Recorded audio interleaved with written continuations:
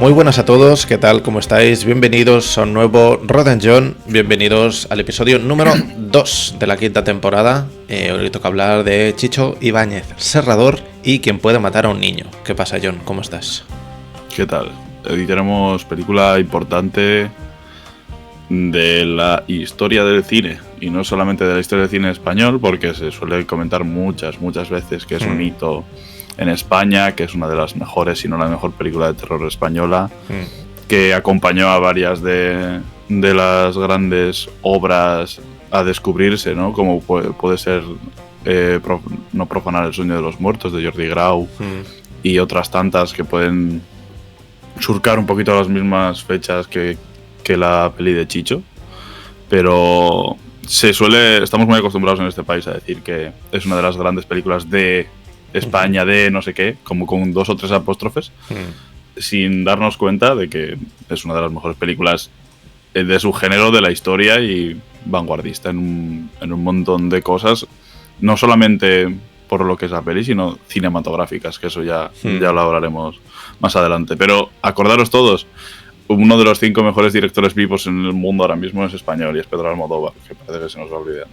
Sí, parece que eso no se valora tanto, al menos como se valoraba antes. No, creo que ha ido como decayendo un poco la figura de Almodóvar en general y el valor de nuestro cine, que siempre lo decimos aquí se hace muy buen cine, y este año lo hemos podido comprobar con algunas grandes películas en San Sebastián y en Sitges, que tenéis el programa anterior si queréis escuchar lo que vimos. Pero sí, nivelazo. Hay que comentar que esta peli es del 76 y es bastante impresionante todo lo que sucede, pero bueno, ya llegaremos a ello.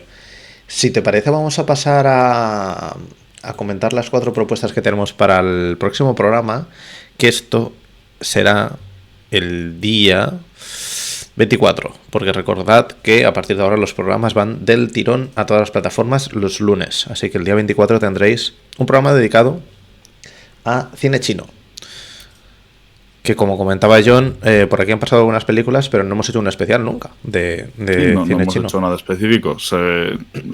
Recuerdo, porque es una de mis películas, no sé, de referencia, que hemos hablado de Yazanke Platform. Hemos hablado de Chai Min Liang, que no es chino, es taiwanés, malayo, o malasio. Porque uno es de esto de Malaca y el otro es de Malasia. Bueno, no sé, malasio o malayo. No me curo de espanto. Es un señor. Y otras tantas pelis que también han ido surcando el podcast a forma de referencia o no. Por ejemplo, tenemos Black Coal Thin Ice de Diao Jinan, ¿cierto? Que es una de las películas de uno de los que vamos a recomendar ahora. Vamos a pasar, si te parece, a los títulos. Y si quieres ir comentando alguna, yo creo que he visto un par y creo que tú habrás visto alguna más. La primera propuesta que tenemos es Kylie Blues. ¿Esta película de quién es? Yo no lo conozco. De Vigan. Ah, es verdad, que comentábamos. Bueno, claro, es que ha habido una previa hoy en el programa. Comentábamos el estreno de la última peli de Vigan, que va a ser complicado pillarlo porque hasta, en principio, mediados del año que viene, no se podrá ver Resurrection, que tiene una pinta bastante terrible. Yo desde aquí me quiero quejar. O sea, me quiero quejar a la distribución en España y a cómo gestionan estas cosas, porque es dantesco que una de las grandes pelis esperadas tenga que esperar hasta el julio del año que viene. Julio del año que viene, que ya estamos con el panorama de cine totalmente cambiado. Han pasado los Oscar. Esta peli no va a ir a los Oscar, y si va es en peli extranjera, pero no va a ganar nada. Pero, o sea, con todos los festivales nuevos, con Cannes, con Berlín, con no sé qué, y todavía aquí, sin haberse estrenado una de las pelis icono del Cannes pasado. Y así estamos año tras año tras año. Sí, a lo mejor en julio no estamos aquí. En julio nos ha atropellado un camión. Es que pueden pasar tantas cosas en 8 meses. Es mucho tiempo. Es terrible. Es terrible. Al igual que lo que han hecho con lo que hemos comentado hace nada, de Mastermind, Kelly Reichardt, que es una de las mejores directoras del mundo ahora mismo. Sí, ya hubo un vacío absoluto a Showing Up, porque no recuerdo yo que se estrenase en España para nada. Y si se estrenó fue pues los típicos reductos de siempre. Filmoteca en Madrid, en Barcelona y festivales tal. De Mastermind, enanos.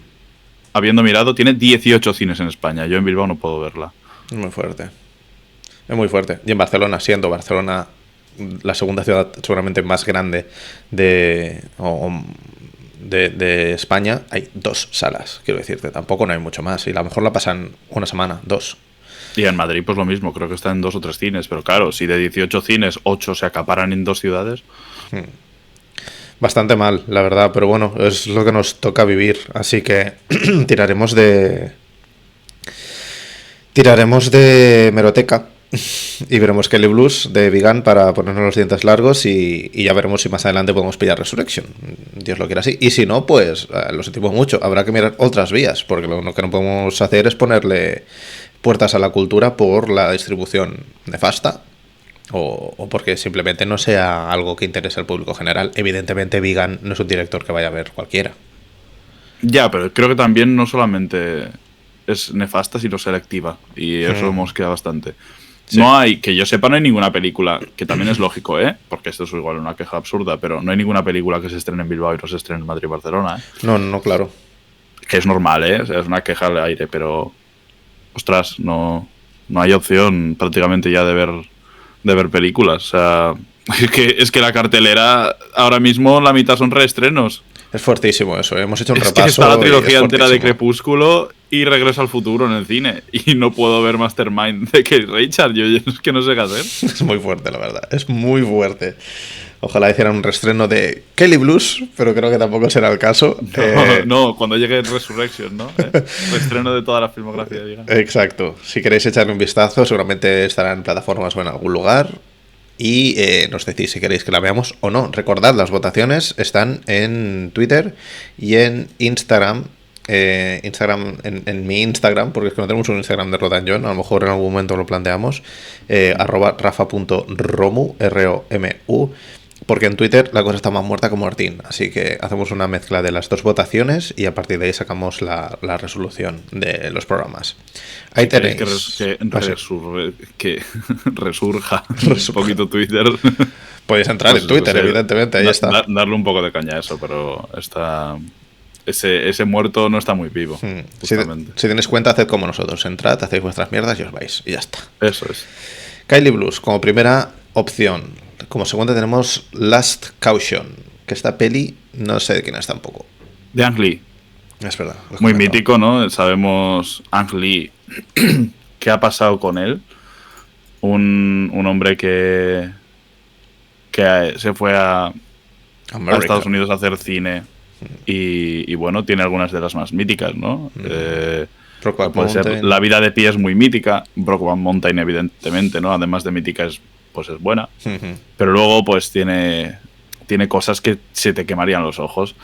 Pero entre ellas está Lust Caution, que es una peli íntegramente china, tanto de producción como de actores, como hablada en chino. Es una peli de él que se acerca mucho más a lo que creo que son sus inquietudes. Peli también de y está Tony Leung de prota, a todos los que os guste Wong Kar-wai. Sí. Bueno, tanto Tony Leung como Tang Wei, que también ha trabajado mucho con...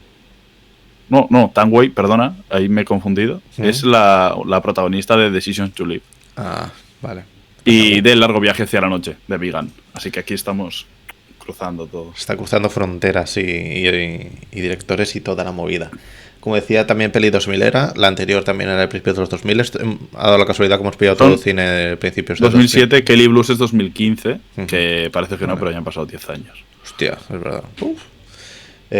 Pues ahí la tenéis. Last Caution de Ang Lee. Tenemos Suzu River, película maravillosa. No me acuerdo de quién es el director. Lu Yi. Vale.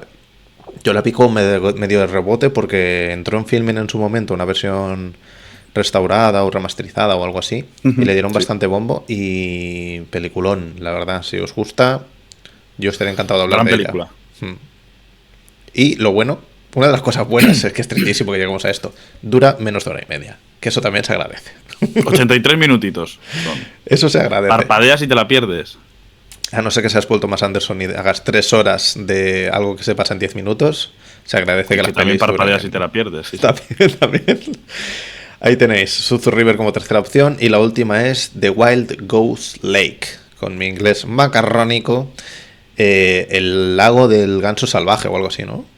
Perfecto. Perfecto. Esta peli, tenemos una de su director, creo que hicimos, ¿puede ser? Sí, la que he comentado antes, Black Hole Thin Ice, que la pusimos para elegir, no la elegisteis, así que vamos a intentar meterosla aquí con calzador otra vez. Así que si en algún momento se nos acaba el director, que no tiene otras 2 películas, pero se restaura y ya se puede volver a utilizar. Eso ha sido una norma que ha caído del cielo ahora mismo, pero lo podemos hacer. Podemos hacer lo que queramos. Sí, porque es que al final esto es nuestro. Pues ahí tenéis Kylie Blues, Last Caution, Suzu River y The Wild Goose Lake. Son las 4 opciones para el próximo programa. Recordad, entráis en Twitter, votáis o vais a mi Instagram y votáis en la historia fijada, buscáis ahí Rotan John y podéis votar por vuestra película favorita. Muchas gracias a los que habéis votado por Instagram, que habéis sido un porrón y no da un duro, porque siendo la primera vez que hacemos esto así, a lo mejor pensaba que había sido menos gente. Yo lo reposteo, pero mi cuenta es privada, así que no hace falta. La gente que me siga y me escuche. Pero está bien, porque si seguís a John, luego clicáis allí y os vais al Stories, o sea que perfecto, podéis hacerlo también de esta manera. Vamos a arrancar con ¿quién puede matar a un niño? ¿Quién puede matar a un niño? Pobrecicos, con lo majos que son. Peli de 1976 de Narciso Ibáñez Serrador. Yo es la segunda vez que la veo, creo. Y tú la habrás visto alguna vez más, creo, ¿no, John? Yo creo que 3 o 4. Yo creo que puede ser la tercera, pero curiosamente es la primera vez que veo... la veo en inglés. Al completo. Es su idioma original, al final, la barrera del idioma con los guiris. Pero... Al completo no. O sea, la versión original de Chicho, que quería que los guiris hablasen en inglés y chapurrearan castellano. Ah, yo sí que la vi ya directamente con ellos hablando en inglés y partes en Las últimas 2 veces que la vi, porque la primera vez que la vi pues no estaba todavía editada ni nada, y la vi en castellano. Y creo que la siguiente vez que la vi también la vi en castellano, no sé por qué situación. Puede ser porque se la pusiese a mis padres o algo así. Puede ser, no lo sé. Y bueno, esta vez, ahora que tengo esto... Hostia... Una maravilloso. Chulísima. Blu-ray. Es de la Filmo Nacional esa, ¿no? Sí, una edición preciosa de Filmoteca Nacional, que es especial, era especial de la FNAC, hecho con divisa y tal, que trae DVD, Blu-ray y un libreto. Muy buena edición, a un precio muy bueno, porque ya sabemos cómo están los Blu-rays. Estos de base salía a 8 euros. Hostia, me parece una locura. Está muy barato, la verdad. Joder, viendo que ahora sacan Blu-ray sin extras a 20, pues... Sí. Y ahí he estrenado el Blu-ray y la he visto con los guiris hablando en inglés. Y la verdad que no voy a decir otra peli, ¿no? Porque entendía en el momento, pero la barrera de idioma es muy importante. Sí. Ya hablaremos de que lo extranjero, el idioma, el control de la narrativa. Creo que es algo muy importante en la película. Yo cuando la vi sí que la vi ya directamente, pues eso, con la parte en la que ellos hablan en inglés y las partes que hablan los españoles en español de España, y me flipa, me parece una película loquísima. No sabía que Ibáñez Serrador nació en Uruguay. Ahora estoy buscando algo de información sobre él para ver el listado de las películas que hizo, porque creo que esta es la segunda peli grande que hizo, ¿verdad? Si no recuerdo mal, sí, él tiene como 2 películas importantes para la televisión, o sea, para la televisión, perdón, para el cine, que son esta y La Residencia. Exacto. Que fue muy importante también. Y luego ya se dedicó prácticamente a hacer siempre televisión. Sí. Historias para no dormir. Y todas estas cosas. Que le pegó estuvo el 66, el 67, el 68 dándole duro a Historias para no dormir. Hizo muchos episodios. Sí, yo recuerdo haber visto unos cuantos y Muy interesante. Sobre todo tenía una puesta en escena bastante particular, porque había historias para no dormir que eran casi íntegramente diálogo. Sí, sí. Muy curioso. Pues ahí tenemos seguramente su segunda película, o su segunda película importante, ¿Quién puede matar a un niño?, del 1976, como decíamos, año en el que se estaba por aquí buscando antes los premios Oscar de ese año para ponernos un poco en, en sintonía de lo que funcionaba o de lo que la Academia consideraba que eran grandes películas de esa época. Las nominadas a Mejor Película de ese año fueron Alguien voló sobre el nido del cuco, que se llevó el Oscar a Mejor Película, Barry Lyndon, de Stanley Kubrick, Nashville, de Robert Altman, Tarde de Perros y Tiburón. Y yo creo que Ibáñez Serrador estaba más cerca de Spielberg que nunca en esa época, por algún motivo, y estaba muy alejado de todo lo demás. Como que me da la sensación que Tiburón... o sea, que Spielberg y Serrador estaban un poco en la misma tónica de poco presupuesto y vamos a hacer algo que realmente acojone al pueblo, ¿no? Como que todo lo demás parecen producciones bastante tochas. Nashville, Barry Lyndon. Sí, bueno, Spielberg también hay que pensar que tenía igual otro punto de vista, ¿no? O sea, Sí, claro. Tiburón es una peli de terror por antonomasia, y lo es, pero tiene un componente de espectacularidad, un componente de aventura y un componente que va un poco más allá de lo que puede construir Chicho con la claustrofobia de un lugar abierto, como lo hace él. Creo que tiene un punto de vista o un pensamiento del cine que puede estar cercano en cuanto a la concepción de la propia peli, pero no creo que esté muy cerca en cuanto a lo que quiere hablar la película. No, van de cosas muy, muy diferentes, eso sí. ¿Quién puede matar a un niño es una peli de terror? ¿Tú qué crees? Sin ninguna duda. ¿Crees que se concibió como una película de terror? Sí, creo que es una película también expiatoria para los niños, ¿no? En cierta forma. Una película que busca... Bueno, no sé si exactamente busca, pero sí que quiere presentar que siempre deberían de tener el poder de rebelarse frente al dolor que sufren siempre de forma colateral.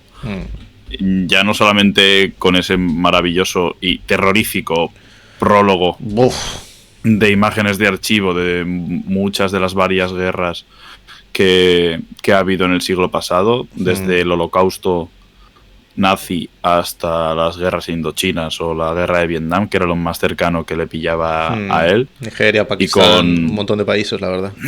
Sí, todo, absolutamente todo. Corea, bueno, o sea, todas las guerras importantes. No cita la de Yugoslavia, pero porque igual seguramente la guerra de Yugoslavia no era aún una guerra. Una guerra abierta como tal, ¿no?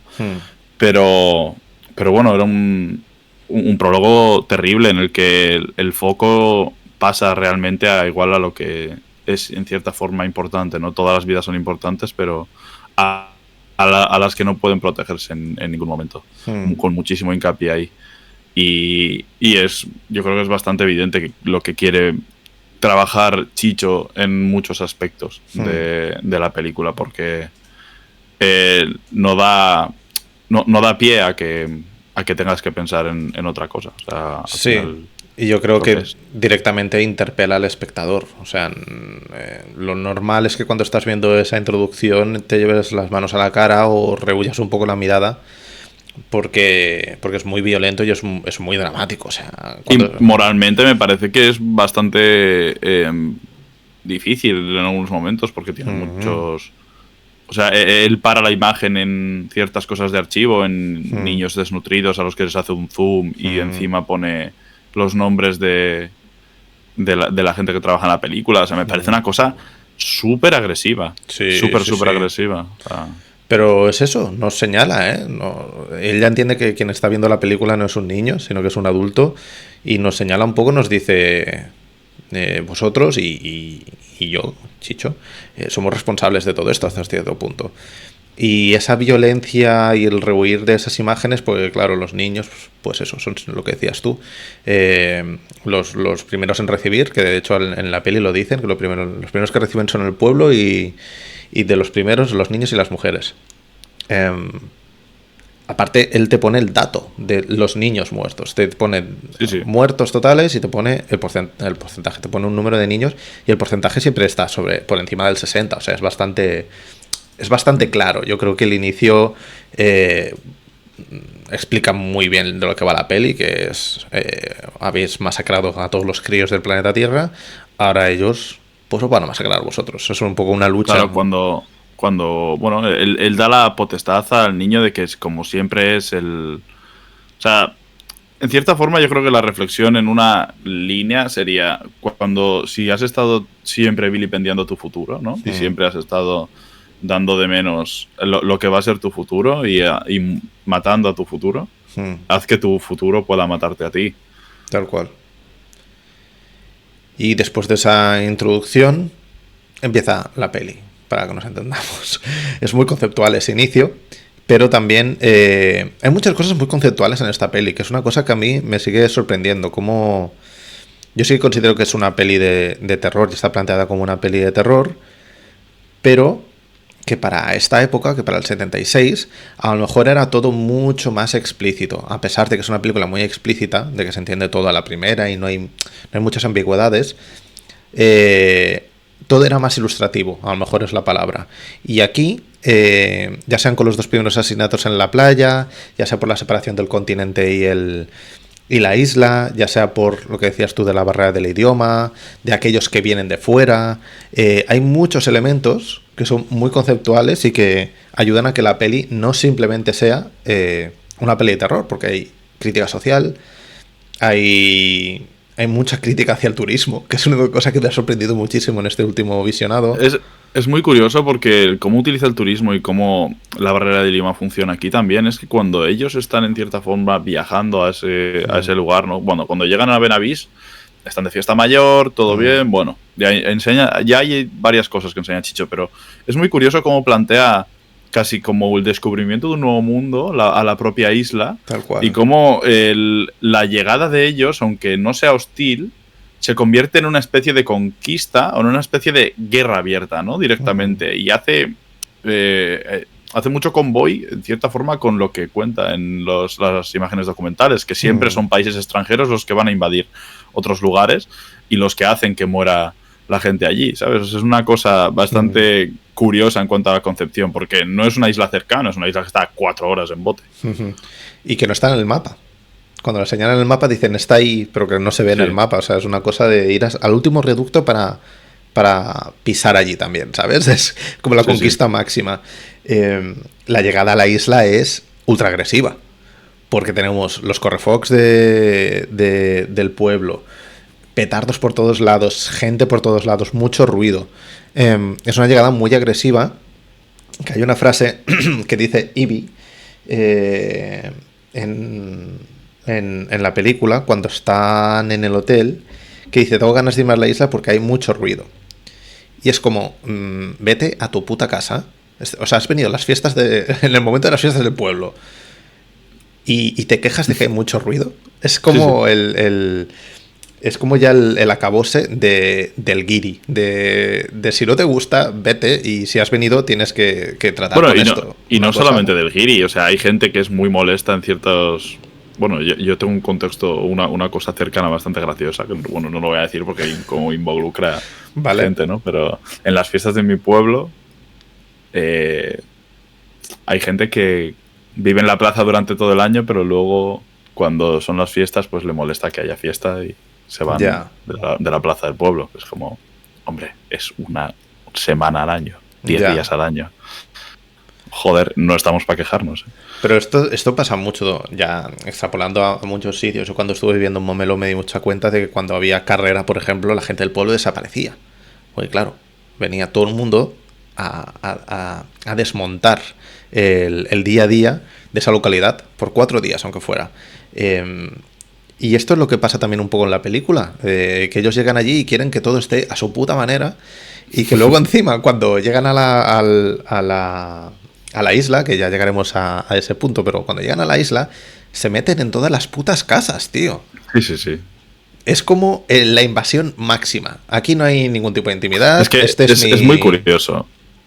Es muy curioso cómo se plantea porque evidentemente ellos están escapando para poder estar tranquilos, ¿no? Como su último reducto de tranquilidad antes de dar a luz ella, su tercer hijo, todo.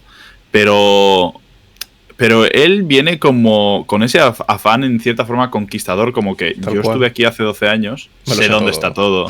Sé dónde se mueve toda la crema aquí. Sí, Sé sí. dónde está absolutamente toda la gente guay. Sé dónde comprar esto. Sé dónde Sé comprar dónde los está lo otro. peces, dónde Y están luego de repente pescando. cuando llega y dice, ay, esto hace 12 años no estaba. No, van a dejarlo todo esperando a que vengas tú. Claro, como si fuera Esperando a que un, vengas tú, van a dejar todo puesto en el mismo sitio, tanto en el pueblo como en Benavís, en todos los lados. como si fuera un decorado.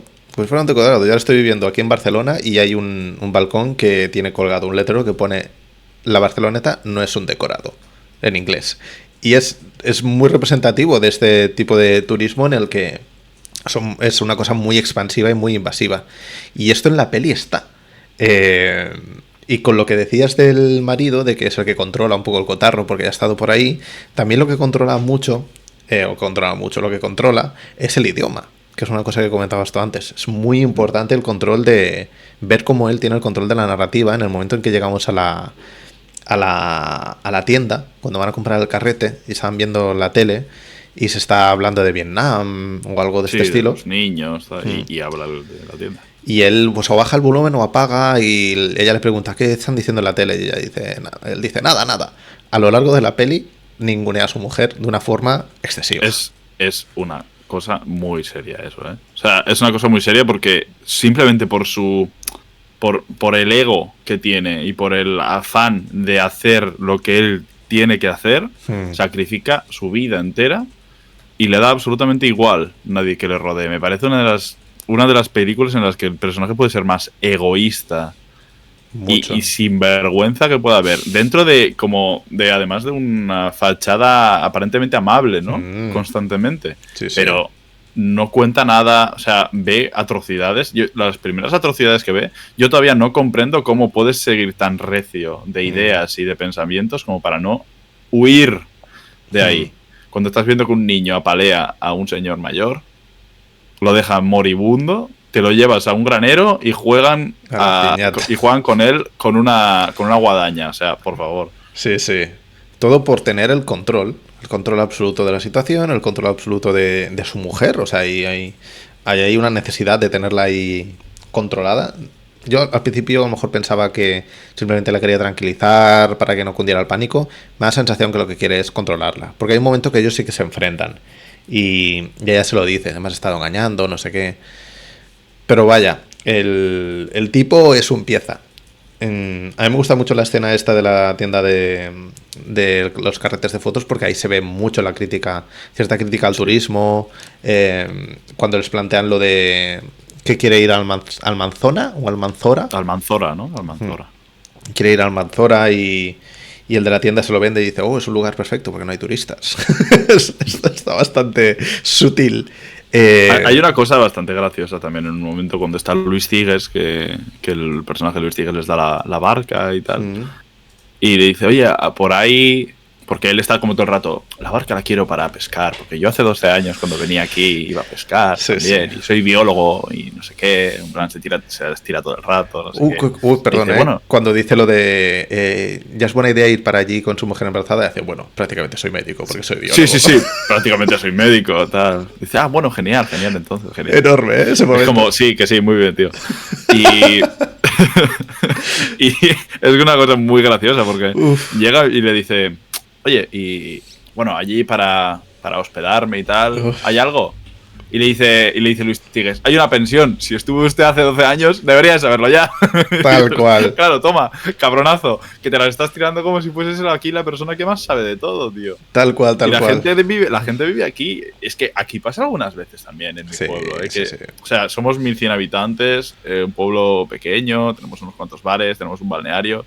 Y te viene uno un martes a las 10 de la noche al bar y te pide 5 cacharros. Y dices, oye, vamos a cerrar. Y dice, joder, en este pueblo ni se puede comer, ni se puede cenar, y cerráis a las 10. Y le dice, ya, pero es que en este pueblo la gente trabaja y estamos abiertos hasta las 10 de la noche, y no porque tú, Manolo y Paqui hayáis venido un 10 de noviembre aquí, vamos a tener abierto para vosotros. Claro, porque claro. no vivimos de vosotros, vivimos de la gente del pueblo. Porque hay muy mala costumbre de que hayan tiendas 24/7 en las grandes ciudades y dedicadas al turismo. Es un tema, ¿eh? La peli no creo que sea muy explícita con eso, pero suelta ciertas pollitas, ¿eh? Sí, pero tiene un tramo inicial larguito en el que sí que se puede ver y evidenciar eso bastante. Cuando cuando el hotelero les dice, estamos llenos en esta época del año, muy amablemente, en esta época del año estamos llenos, fiestas, tal, dice, ¿y no hay nada para nosotros? Pues Sí, no hay nada para vosotros. Y él pues le dice, tenéis una señora, ir de mi parte. Y me hace mucha gracia la primera vez, la primera cara con la que entran al cuarto, porque la señora les dice, este es el cuarto que tenéis, está ahí libre. Tiene muy buena luz, no sé qué. Y lo único que hacen es girar la cabeza, mirar las dos camas y hacer como una cara de, Bueno. vaya puta mierda. No, claro, sí, espérate, que te van a poner ahora un albornoz encima de la cama también. Claro, claro. En una casa particular que tiene la señora ahí una habitación que le sobra, literalmente. Pero sí que hacen esta cosa de... Eso también me jode un poco, ¿eh? Es que creo que tenemos mucha... Oyes, podcast Rotan John, la turismofobia. Porque el momento en el que entran a la Giri habitación... go home, ¿eh? Giri go home, literal. En el momento en que entran a la habitación y hacen... qué cuca, ¿no? Como... Sí, qué clásica, ¿no? Qué clásica. Estas cosas de decir, claro, como es tradicional, ¿sabes? Sí, qué tradicional. Que la gente viva ahí, es que eso no es un puto decorado, es que me parece... A mí me ha puesto muy nervioso la peli en este segundo visionado, el inicio me ponía muy nervioso y me alegré un poco, la verdad, de las cosas que le pasan. No te voy a Y engañar. son entre ellos también se nota que la relación, o sea, es como un poco quebradiza en muchos momentos. Hay un momento que me gusta mucho también cuando es de noche y ella se queja del ruido y tal. Antes, cuando están conversando, que le toca la barriga y le habla del niño y tal, y ella dice, sí, aquí está, pero tú quisiste matarlo. Tal cual, eso es importante también, ¿eh? Porque Y le dice, ya, pero ahora lo quiero mucho. Y dice, ya, pero quisiste matarlo, ¿eh? Sí. Hay mucha sonrisita. Están todo el rato sonriendo. Es como, se nota mucho que él, en cierta forma, debe algo. Debe algo en esa relación. Debe algo muy importante. No ha sido una cosa pasajera, sí, debe algo de verdad. Sí. Y tiene mucho miedo de que las cosas salgan mal, por eso también le hace mucho gaslight. Hay mucha fachada en esta relación. La verdad que todo lo que reluce se ve de lejos que es un poco regulero. Y ahora que comentabas esto del ruido de la noche esta en la que están en el pueblo antes de llegar al Almanzora, ¿no te parece radical el cambio de diseño de sonido que hay entre la parte de la península y la parte de la isla? Sí, pero yo creo que es bastante voluntario, ¿no? A la soledad absoluta. O sea, claro, es que pasamos de un lugar en el que están de fiesta mayor y seguramente el día que empezaba la fiesta mayor, porque es lo que comentan, todo el fuego, los petardos, los cohetes, el tal, el no sé qué, el gentío, y pasar a un lugar que, pues es que se nota un montón que es una isla que vive de la pesca. Todas las casas encaladas con redes y con cestas, los barcos en el puerto, está todo muy así, muy pensado para eso. Y contrasta mucho. Además, él ya de primeras dice, no hay nadie, estarán de fiesta por ahí por la esquina. Sí, claro. Como en España todo es fiesta, olé, olé, toros. Y si está, pues tal cual. Claro, o están echando la siesta o están de fiesta, ¿no? Por eso lo más normal del mundo es que a una persona en el bar se vaya de fiesta y se deje los pollos quemando. Sí. Pues toda esa llegada, a mí me parece que, por algún motivo, me parece como mega artificial. Y como que en ese momento sí que entramos ya en el concepto gordo de la peli. Como que esa isla es una metáfora, para que nos entendamos, una alegoría. Sí. Que digamos, la parte previa es como muy introductoria. Y es el Manhattan de Benavís. Tal cual, tal cual. el silencio, yo tengo como muy clavado en la cabeza cuando están remando el sonido del agua, como muy falso todo, ¿sabes? Todas las tomas son mucho más largas, todas las tomas son mucho más estáticas. Algo que comenta ella también mientras está en mitad del viaje, ¿no? Que dice, no hay, o sea, es como, ¿qué sitio más tranquilo? No hay nadie. Y le dice, ¿el por qué? Dice, pues porque mientras nos alejábamos de allí, después de hora y media o así, aún seguía escuchando cómo retumbaban los sonidos de la gente en la playa y se escuchaba dentro del mar. Mientras nos estamos acercando aquí, no escucho nada. Sí, sí. Y lo bueno es que técnicamente no hay sonido prácticamente en algunos momentos de la película. Es como, seguro que me imagino como la barra de sonido con los dBs plana, completamente. Y es una decisión bastante vanguardista, me atrevería a decir, de que en algunos momentos el sonido sea tan mínimo. Ya no como en el cine de terror más convencional, en el que el sonido siempre es muy bajo y luego pega un subidón, sino que literalmente yo juraría, cogería la película, el archivo y lo metería en Premiere. Hay momentos de silencio absoluto, cero sonido. Es una cosa que se me hacía muy curiosa y después de haber visto mucho más cine de terror y tal, yo creo que, igual no, pero para los tiempos muertos y la distensión de metraje y cómo trabaja la tensión Ti West, creo que hay mucho de toda esta parte inicial en Almanzora, ¿no? De cuando ellos están, en cierta forma, investigando qué es lo que puede estar ocurriendo y cómo rodean todos los lugares y tú, en cierta forma, crees que va a ocurrir algo o no, o vas a ver algo o no, pero no hace más que extenderse y dilatarse y empiezas a escuchar casi menos que más. Y es una cosa que te empieza a asustar mucho. Y es muy, como hablábamos antes en comparación con Tiburón, es muy claustrofóbico hasta cierto punto. Es súper claustrofóbico. Y mira que en Tiburón, volviendo un poco, que hemos dicho que son pelis muy diferentes, pero también hay cierta claustrofobia con el mar. Sí. Y aquí hay claustrofobia en el mar justo cuando llegan, pero es que también cuando llegan allí es como si bajaran ya directamente a un pozo. Es una cosa por el tipo de planos, porque sea todo tan blanco. Hay un poco ahí... esta última vez me ha venido a la mente Midsommar por el rollo este del terror a plena luz del día. Pero... Claro, el terror diurno que hay mucha gente que cree que lo ha inventado Ari Aster, tío. Y aquí en los 70 se hacía tanto No profanar el sueño de los muertos como esta película. No sé si habrá cosas antes, seguramente habrá alguna cosa antes o lo que sea, pero son grandes ejemplos de cómo la luz puede funcionar para crear terror. Leía a José Luis Alcaín, mítico director de fotografía también de esta película y director de muchas de las fotografías, por ejemplo, de Almodóvar. En otra de las pelis de terror, la única peli de terror de Almodóvar, de forma como íntegra, ¿no? Real, que es La piel que habito, también la fotografía él. Y habla de la importancia que tiene la luz y cómo brilla, cómo esas paredes encaladas cegan al espectador, a la gente. O sea, casi marea en muchos momentos la película de cómo está creada. Como de contradictorio es con los tropos de lo que creemos que el género de terror es, una cosa oscura, una cosa pues eso, tenebrosa, y cómo de tenebroso puede ser, pues eso, que no haya absolutamente nadie, que hayan pollos alas girando ya quemadísimos, y la tensión que genera todo eso.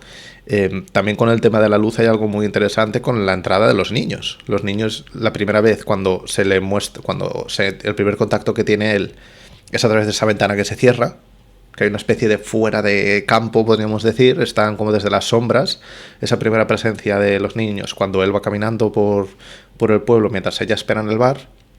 Y cuando ellas veían en el bar, la primera niña, Lourdes, que aparece literalmente dentro de las sombras. Está dentro del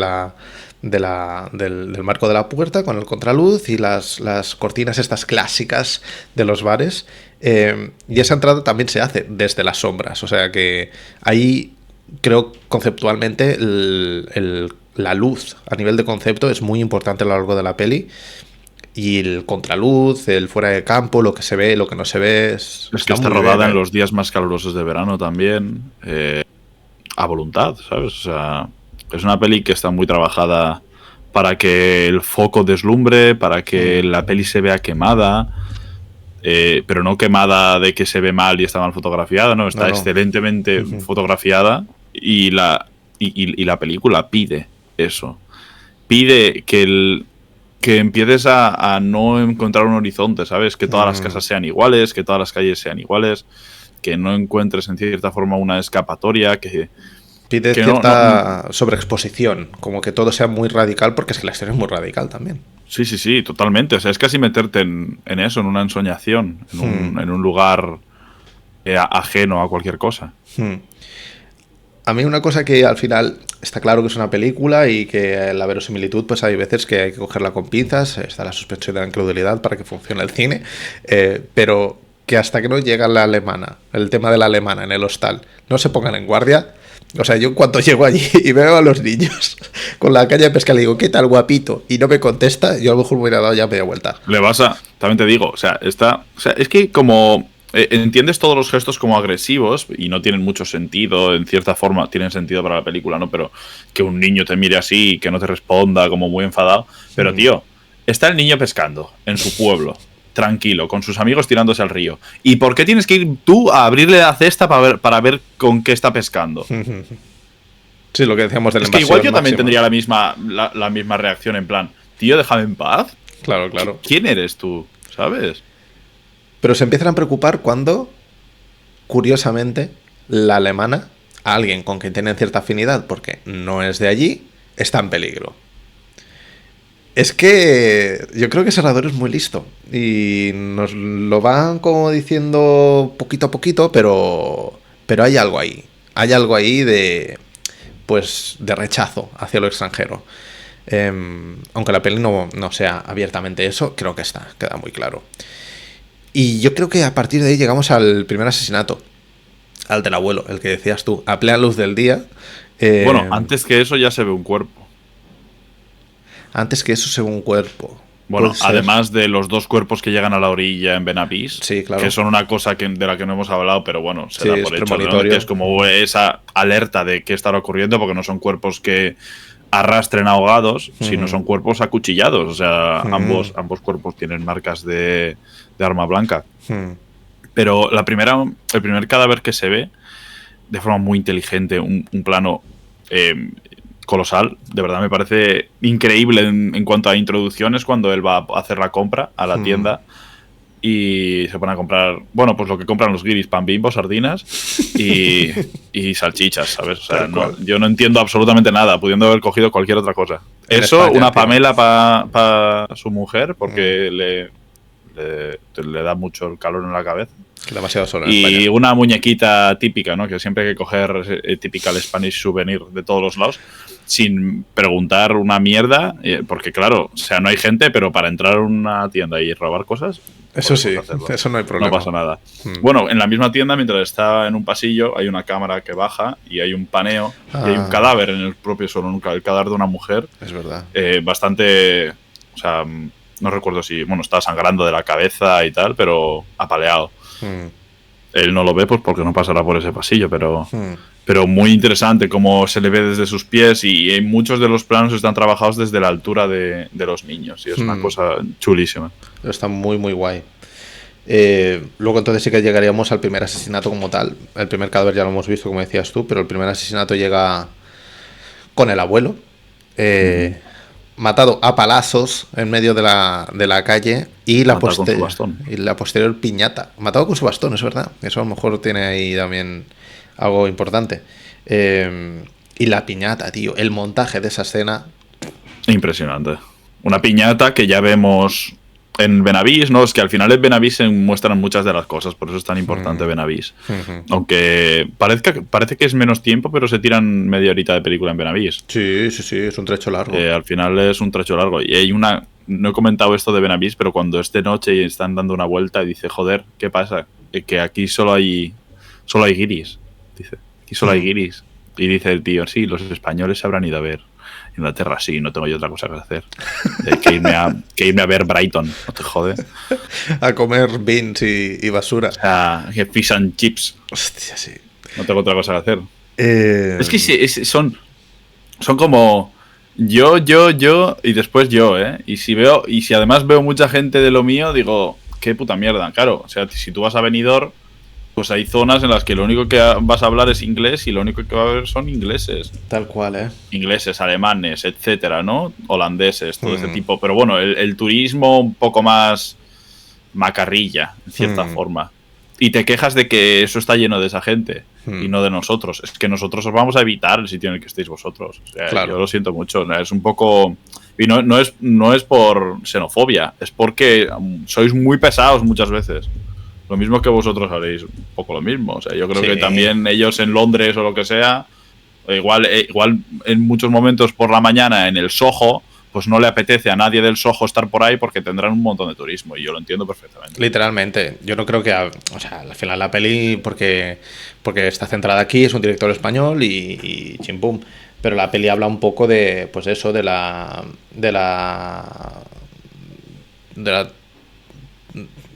turistificación, si existe esa palabra, de todos ¿La gentrificación? la gentrificación, sí, de todos los lugares del planeta Tierra y la invasión de lo extranjero.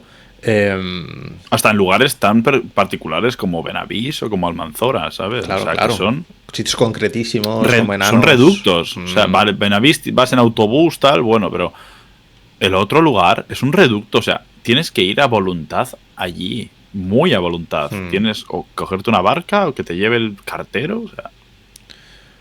Pues sí. Llegamos al asesinato que, como decíamos, es bastante bestia ese montaje. Y cuando llegan al hostal es como que parece que es como el midpoint de la peli, ¿no? Que es cuando empiezan a encontrar, pues eso, acumulación de cadáveres por todos lados y dan con ese superviviente, que es un personaje que a lo mejor no tiene mucho recorrido en pantalla, pero me parece que es muy importante para explicar el punto de la película, ¿no? Es un tipo que se ha escondido en la sala de máquinas, me parece recordar, o algo por el estilo del hostal, y que se lo carga su hija. Y es... Bueno, en fuera de campo. En fuera de campo. Pero es maravilloso uso del fuera de campo, tanto por recursos, ¿no? Para no utilizar sangre, muertes, todas estas cosas constantemente, pero también como impacto, o sea. Sí, de hecho... Solamente la risa de los niños. Sí, de hecho lo de la piñata vemos como le están zurrando, pero no vemos el asesinato como tal tampoco, no vemos No, se escucha muere. Como que le han cortado la cabeza. Pero no lo vemos, eso es verdad. Se utiliza mucho el fuera de campo a lo largo de la peli, muchísimo. El fuera de campo, el silencio, la banda sonora muy pequeñita, todo eso hace que la tensión sea muy, muy, muy constante, es muy guay. Entonces, claro, cuando llegamos al asesinato de este superviviente, que al final es ese personaje que está ahí para explicar un poco qué es lo que está pasando, aunque como espectadores es muy fácil entenderlo, pero bueno, siempre hay... Sí, bueno, él explicita lo que ha vivido, que hace un día y medio a los niños se les fue la cabeza. Exacto. Pues... claro, cuando se encuentra con su hija y le hace el papá el de papá, tengo miedo, es perfecto. O sea, los niños utilizan las armas que tienen.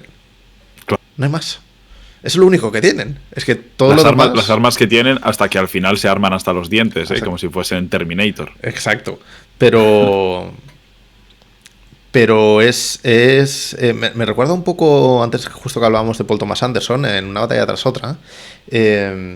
Estuve leyendo a posterior de la peli, no está tan desencaminado de lo que estamos hablando, estuve leyendo a posterior de la peli de que no había algunas personas que les parecía como muy exagerada todo la sexualidad y todo el erotismo que tiene el principio de la película, para que el personaje de Teyana Taylor, creo que se llama la actriz, eso fuera como tan excesivamente voluptuosa, que Paul Thomas Anderson la pintara tan así. Son estas minorías, en este caso una mujer y en este caso de quién puede matar a un niño, los niños que tienen que sobrevivir en un mundo primero muy masculino, muy adulto y muy violento, los que tienen que hacerse valer de las únicas herramientas que tienen. Y el personaje de Teyana Jackson lo que tiene ahí es su físico para poder salirse de todo a lo que pueda, y los niños de quién puede matar a un niño solo pueden jugar a dar pena. Bueno, y que es algo que el personaje de la película de Paul Thomas Anderson, o sea, ese propio personaje lo trabaja en en Vineland, en el libro de Thomas Pynchon. O sea, no es una cosa... Sí, que no es es una de licencia gratis. Sí, o sea, que existe dentro del texto. Que de hecho, ¿Quién puede matar a un niño? Estaba inspirada también en un libro. Sí, en un libro de... Voy a mirar aquí. Es que ahora Voy no a me abrir acuerdo. con el permiso lo de... Porque Vale. está por aquí el escritor, en el que está basada, pero no Vale. es una adaptación. Para los que nos escuchan en Spotify, iBooks y Google Podcast, probablemente, y en Anchor, John está osmeando su Blu-ray para encontrar esa información, porque a mí me sonaba que estaba inspirada en un libro. En algún momento de los créditos me pareció leerlo, pero no me Juan acuerdo. José Plans Vale, o sea que está inspirado. escribió la novela en la que se inspiró Chicho Ibáñez Serrador para hacer la película. No nombran. No, no, hombre, el libro. No. Sí, perdona. El juego de los niños se llama el libro. Ah, vale. O sea, probablemente sí que haya mucho de... En el 70 y algo, unos 3, 4 años antes de la película. Pues eso, ahí los niños, esa niña se hace... Pero yo también veo mucho aquí del Señor de las Moscas, ¿eh? O sea, y por eso que creo que no tengo idea de la novela del escritor, pero por algo dicen que está basado y no es una adaptación, porque si fuese una adaptación no habría ningún problema en que lo dijeran, claro. Habrá vivido en muchos sitios esta película, probablemente. Pues eso, la niña se carga al padre, fuera de campo, como decíamos, y luego ya, yo creo que pasamos al tercer acto casi de la peli, donde ya sí que es verdad que se quita un poco de sutilezas, ¿eh? Ibáñez Serrador, Sí. Yo creo que ya va a saco. Bueno, una vez presenta lo que estábamos viendo, ¿no? Que es, en cierta forma lo verbaliza una persona aterrorizada, pues entonces ya sí que se mete en materia ya en cosa heavy. Ahí ya pues la cosa va a favor de la supervivencia de los adultos. Se mantiene la tensión, yo creo, hasta el asesinato del niño. Cuando se cuela por esa rendija que está ella como encarcelada. ¿Está ella o está él? No me acuerdo. Creo que están los dos encarcelados, sí, exacto. Y se cuela el niño y ahí es el primer asesinato evidente de un niño, que creo que da respuesta a la peli, ¿no? ¿Quién puede matar a un niño? El terror, ¿no? El miedo que siempre ha habido en el cine. Matar a un niño. Es uno de los tabús en el cine.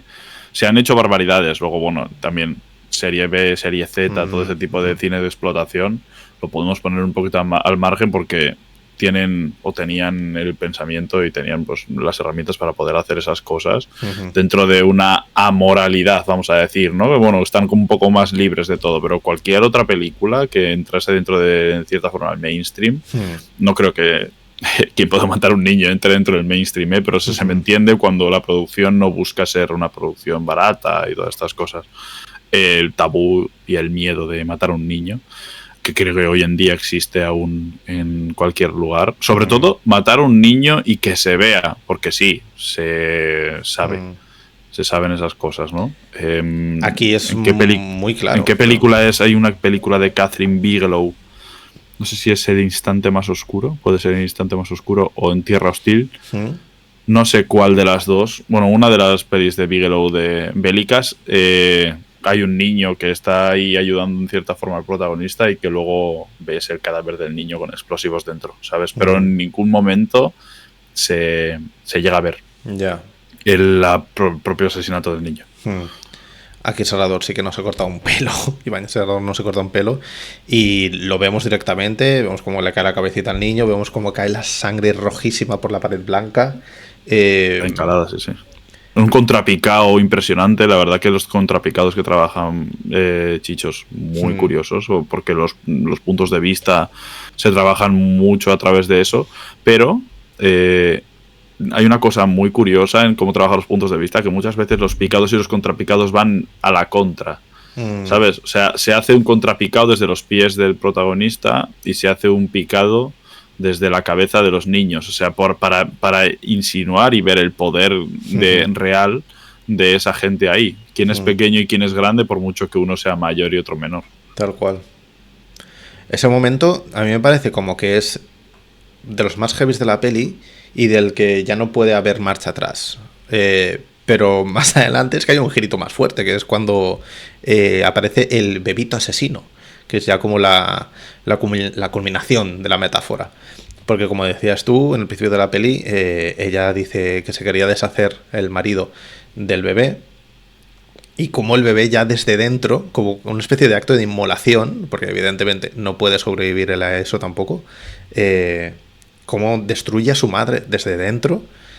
Sí, los niños es como le entran en la cabeza. Sí, es como llevarlo al máximo, que es verdad que la niña Lourdes en la cafetería, en el bar, parece que le ha transmitido, ¿no?, esa especie de maldición o esa especie de poder al bebé.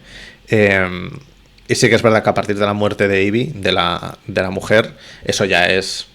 Sí, nos hemos saltado un trozo que es cuando escapan en el jeep, ¿no? Y van al otro lado de la isla, que van a donde una familia a la que no ha afectado esto. Es verdad. Es una cosa bastante curiosa, ¿no? Por eso también entra el fantástico dentro de esta película. Un fantástico que no es en ningún momento de luces y de chiviritas. O sea, no es un fantástico abiertamente fantástico, ¿sabes? No creo que a Chicho le interese especialmente el fantástico en este sentido, sino más el género, ¿no? El género de terror y cómo se construye y tal. Es como pero es una familia aparentemente...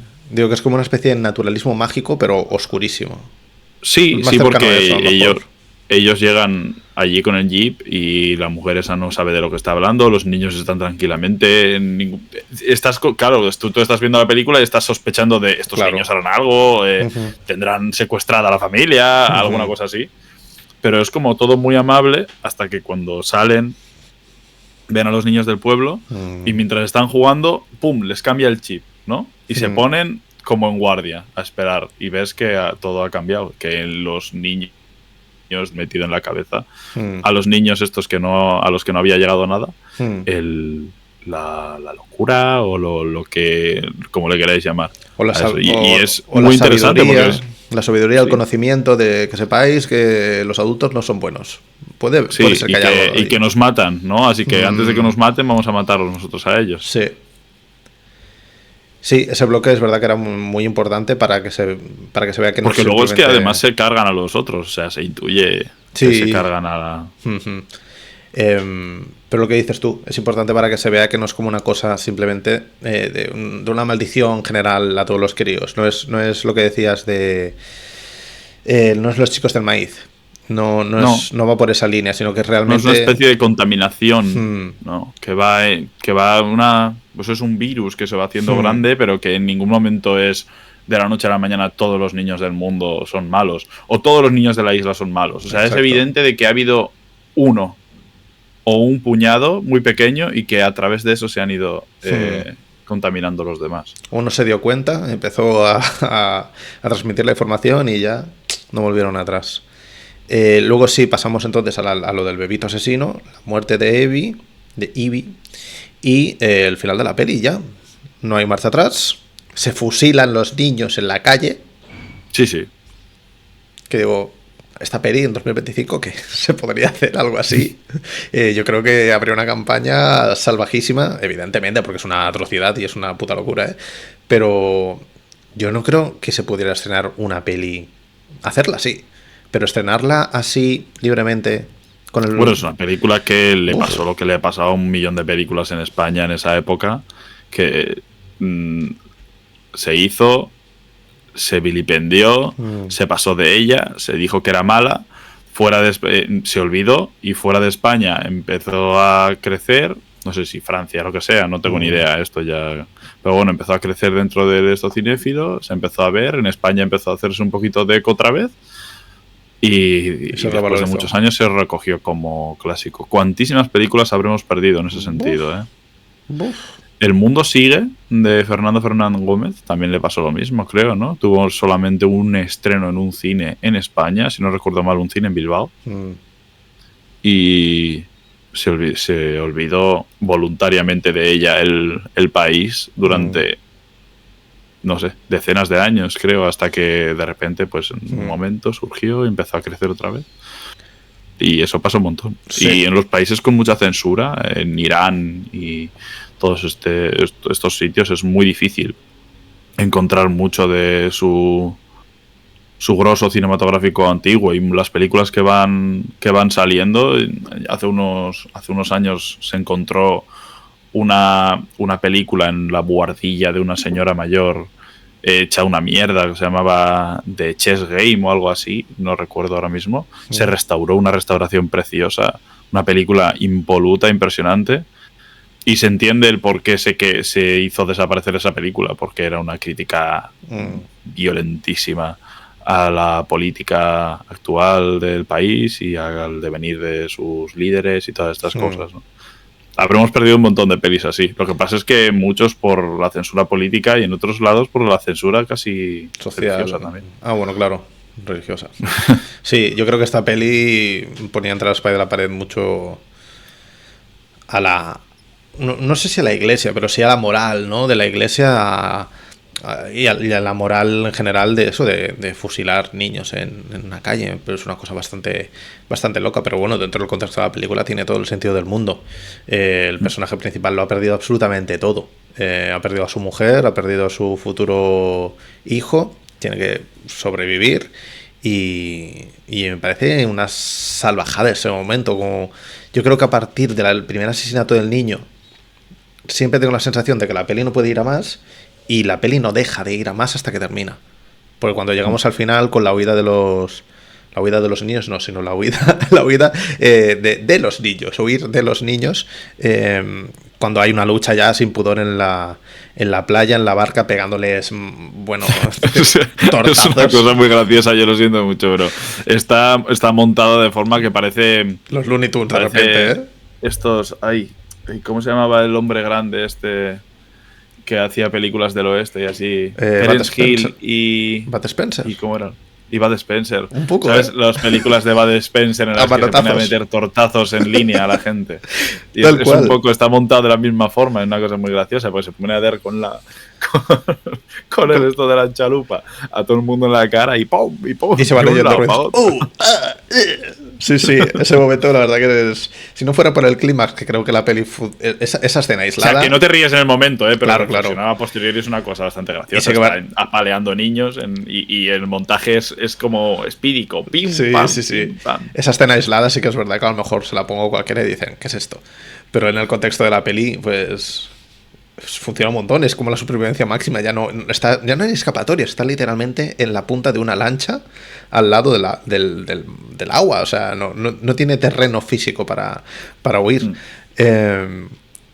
Y lo gracioso es que llega la policía y evidentemente, ¿qué le han hecho a los niños este pobre hombre, Claro, creen que está loco perdido, está matando niños el tío. Sí, la policía también es víctima de esta supuesta inocencia de los críos. Y ya cierran con ese final maravilloso.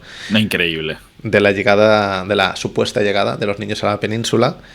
Y la frase de "en el mundo somos muchos chicos", que me parece terrorífica esa frase. Porque si te lo paras a pensar, si este virus se expande, de repente estamos en una peli de Shyamalan en la que A Quiet Place se queda corta.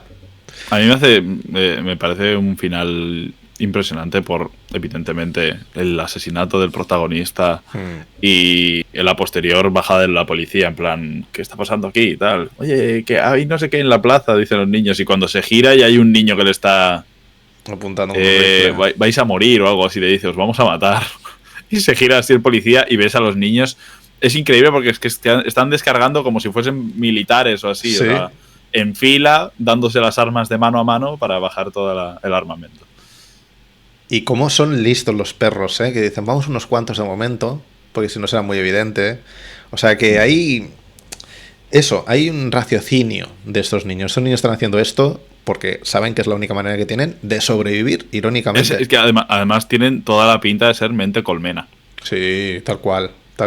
No hay un pensamiento único, ¿sabes? Único me refiero individual. No, es una mente colmena, o sea, todos trabajan al unísono. Tal cual. Y ahí cierra ¿Quién puede matar a un niño? Una peli sin duda actualísima. Estamos hablando del 76, casi 50 años ha pasado de esa película y hay temas que se siguen, lamentablemente, siguen mucho en actualidad. el tema del turismo me parece como una cosa muy visionaria, aunque creo que evidentemente en los 70 ya era un problema grave, sobre todo en las costas de España. Evidentemente, pues era la única manera del resurgimiento después de la dictadura y de los años más oscuros de España, pues el turismo fue una de las herramientas para tirar un poco hacia adelante, pero está claro que sigue siéndolo en cierta forma, porque muchos de los lugares atentan contra las políticas de la gente del lugar y crean todo para los turistas. Se está viendo en todas las ciudades, o sea, yo he crecido en Bilbao, o sea, en un pueblo de Bilbao, pero bueno, mi ciudad, vamos a decirlo, es Bilbao, y lo que yo he visto en los últimos 3-4 años es de las cosas más impresionantes que puedo... O sea, muchas de las calles principales del casco viejo de Bilbao, con tiendas clásicas y tiendas de gente normal y corriente, han cerrado para que abran tiendas de souvenirs, o lugares de cafés de especialidad. O sea, es como absolutamente terrible. Todo está lleno de free tours, todo está lleno de gente que lo único que hace es meterte codazos en lugares en los que tú siempre te estabas tomando una cerveza tranquilamente. Han hecho que suba el precio de absolutamente todo. Muchísimos de los alquileres que existían antes ahora no existen porque se han convertido en Airbnbs. El pueblo exige constantemente que por favor se ayude porque se está convirtiendo el barrio en un lugar de gente que ni vive ni va a vivir, y los ayuntamientos y las políticas ya no solamente del lugar sino de españolas lo único que hacen es aupar al turismo de cualquier forma.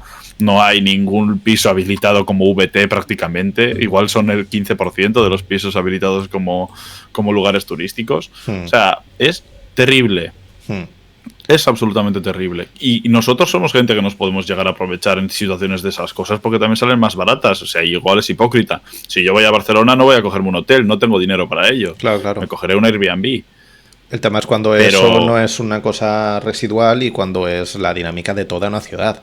Aquí, bueno, no descubro nada. Barcelona es una ciudad muy complicada para vivir y literalmente hay zonas, vas por Gracia a día de hoy, por ejemplo, y no ves un comercio a pie bajo. Ves restaurantes de pokés, ves librerías, ves de todo, y aparte tematizado, depende en qué zonas de la ciudad, más tematizado para depende de qué turismo, pero literalmente parece que no viva gente en esos lugares. En el Born parece que no viva absolutamente nadie. Entonces, Serrador ya en los 70 ya estaba planteando cosas que parece que no han evolucionado mucho en ese aspecto, y es ligeramente preocupante. Ya veremos qué nos deparará el futuro, pero si han pasado 50 años y la cosa sigue igual, es probable que dentro de 50 años la cosa siga peor. Sí, porque se entiende hace 50 años que por lo menos el boom del turismo fue una reacción a la censura, a la dictadura. Es una necesidad de un país, es una cosa, pues yo qué sé, lógica, ¿no? Pero debería de existir una regulación de todo esto, porque si no lo que va a pasar es que los niños se van a poner a matar guiris. Y yo ya no soy un niño, yo me lavo las manos. Eso ya es el problema de otra persona. Eso ya es el problema de quien venga. Literalmente. Si tiene que hacerse la voluntad de Chicho Ibáñez Serrador, que así sea. Vamos a pasar, si te parece, a las propuestas del próximo programa. Esto lo tenemos, como hemos dicho, para el día 24 de noviembre. 24 de noviembre, hoy estamos a 10. Tenéis que escoger entre 4 opciones de cine chino. Tenemos la primera opción, Kylie Blues. Tenemos la segunda opción, Last Caution. Tenemos la tercera opción, Suzu River. Y para terminar puedes escoger también The Wild Goose Lake. Nombres facilísimos para que aquí un servidor los pueda decir. Recordad, entráis en el Twitter, votéis por vuestra película favorita, o en Instagram, rafa.romu, rafa.romu. Y si no, si seguís a John, también podréis verlo con algún repost. Entráis, votáis, dentro de 4 días estamos aquí. Y recordad, las películas que no se votan desaparecen de la faz de la tierra, a no ser que John un día se levante y diga, pues esta vamos a hacer una excepción. Pero la norma general es... La norma general es que no. La norma general es que no. Pero claro, si tú imagínate, si la norma es... si hemos puesto todas las pelis del director y no se ha elegido ninguna, este director se libra. Tú imagínate si un director tiene 4 pelis, vale, pero ¿y Woody Allen? Ya. Nunca se librará una película de Woody Allen, así que tenerlo muy en cuenta. Woody Allen probablemente nunca se libre de absolutamente nada, así que tenedlo en cuenta también. Tenerlo en cuenta también, sí. Lo dicho, muchas gracias por todo, por estar ahí. Nos vemos en el siguiente episodio y que vaya muy bien. Hasta luego. Chao, chao. Adiós.